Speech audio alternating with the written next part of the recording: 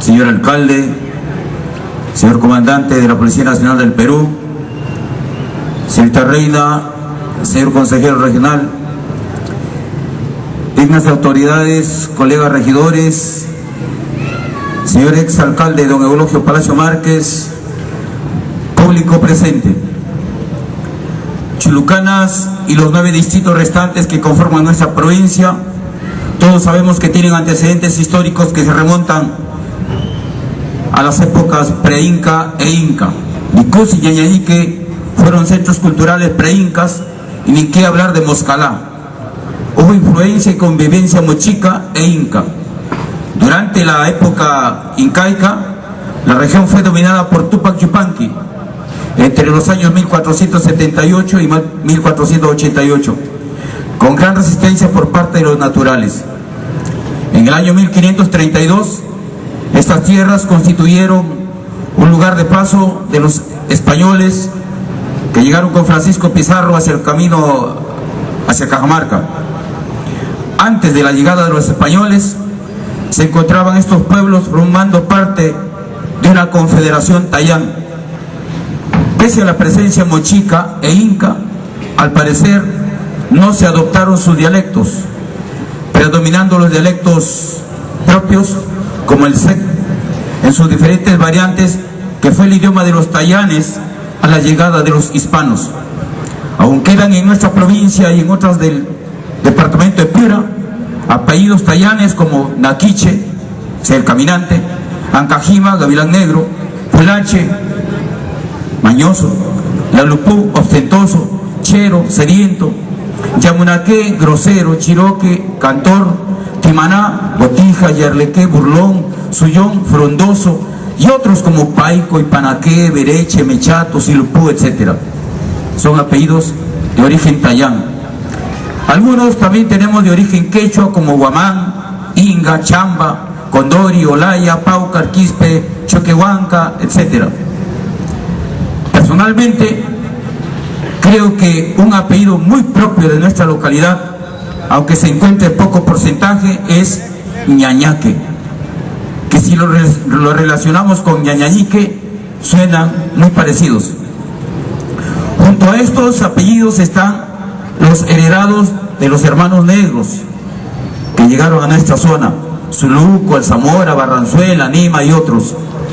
Y claro está, en la configuración del actual departamento de Piura y sus provincias, como en todo el Perú, mucho tiene que ver la intervención de la cultura española. Desde que Francisco Pizarro llegó al Tahuantinsuyo, empezó la fusión cultural y étnica. Los hijos de españoles e indígenas fueron mestizos que eran diferentes a sus padres, pero herederos de ellos. Como un paréntesis, recordemos que Francisco Pizarro se casó con Inés Huaylas Yupanqui, hija del Inca Huayna Cápac, hermana de Huáscar y Atahualpa. De esta unión nace la hija de ambos, llamada Francisca Pizarro Huaylas. Y en nuestra actual provincia los apellidos que más suenan son los de origen español, y eso tenemos que reconocerlo. Hombres y mujeres que llegaron a la zona de diferentes lugares y en diferentes momentos desde la invasión española. Así tenemos Rubio, Vaca, Rodríguez, Alvarado, Valladolid, Abad, Álvarez, Ballesteros, Palacios, Campos, Echandía, Pizarro, Calle, Quintana, Torres, Valencia, Vázquez, Zapata, Calle, Córdoba, en fin, Briceños, Montenegros y tantos otros como también los Vicente. No debemos olvidar pues que somos una provincia mestiza, con rasgos, costumbres, comidas, música, bailes, arte y dejo muy propio que nos identifica a nivel nacional. Nosotros siempre que mencionamos una reseña histórica de nuestra provincia lo hacemos mirando solo desde la capital. Sin embargo, la provincia de Morropón y su capital Chulucanas, en sus orígenes se encuentra muy ligada a Yapatera y a Morropón.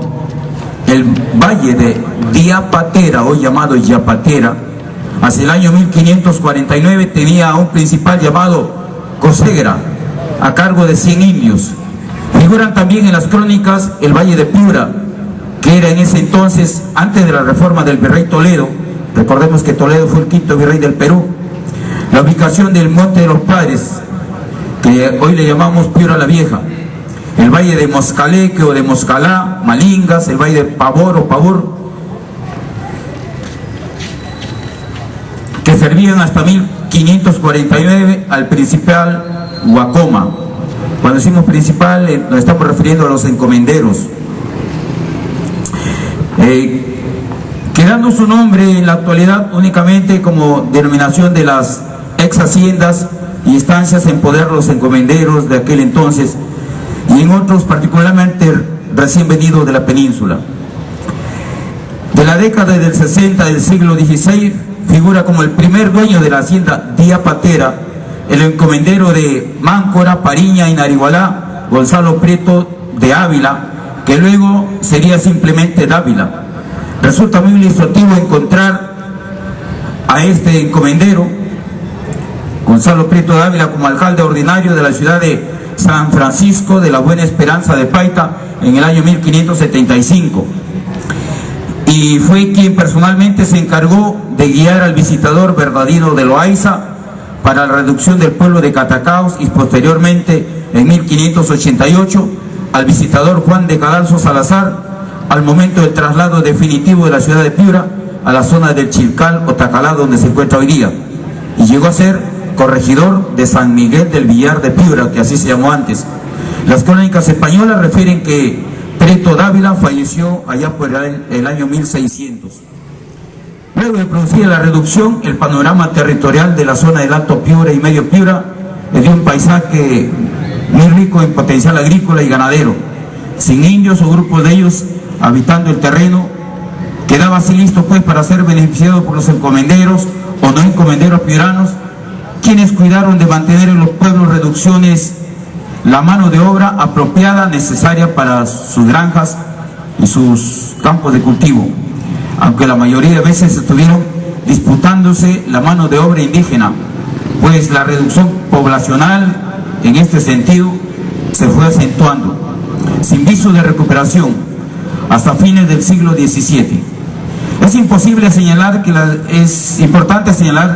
que las estancias y haciendas más importantes del siglo XVI fueron Malingas, Diapatera y Pavor. Allá por el año 1810, el hacendado de Yapatera, Francisco Tábara, trae desde Brasil las primeras semillas de mango y cerca de 300 esclavos de origen angoleño. El limón, que nosotros le llamamos limón criollo, es el limón de Castilla, que fue traído por los españoles desde sus inicios, al igual que la naranja.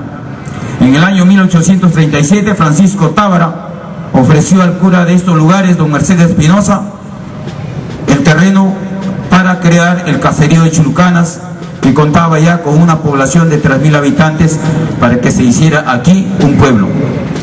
El 16 de noviembre de 1839, el Congreso de Huancayo eleva a Chulucanas a la categoría de pueblo.